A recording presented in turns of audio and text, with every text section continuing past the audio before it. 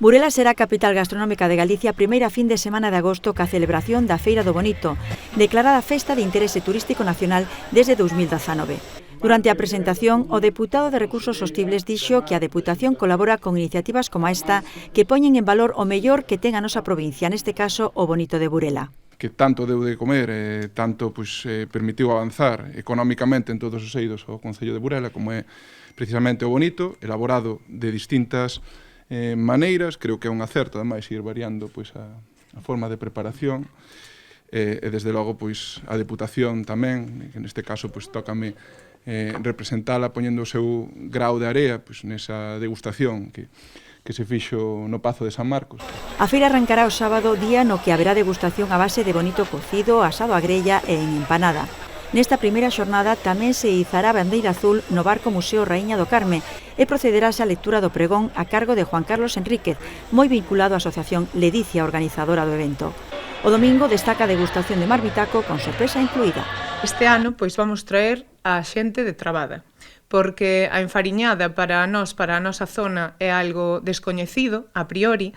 De feito, eu ata que tiven que ir pola Diputación, non sei, Fran, se a ti che tocou algunha vez, pero eu non sabía o que era unha enfariñada, porque non é algo típico que fixéramos aquí, nin fixeran os nosos avós. Entón van vir 6 persoas que van estar cociñando na feira, coa xente da feira, van comer coa xente da feira e vai ser esa tapa que vai acompañar tamén ao marmitaco o domingo.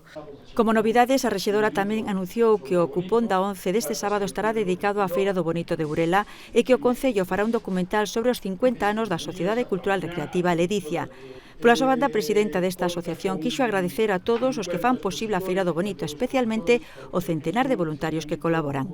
Agradecer a colaboración de todas as mans. O outro día facíamos unha publicación en redes, nas redes da feira, nas que decíamos que tan importantes son os que apretan un tornillo, os que limpan peixe, como os que axudan con cartos ou nos axudan a darnos visibilidade.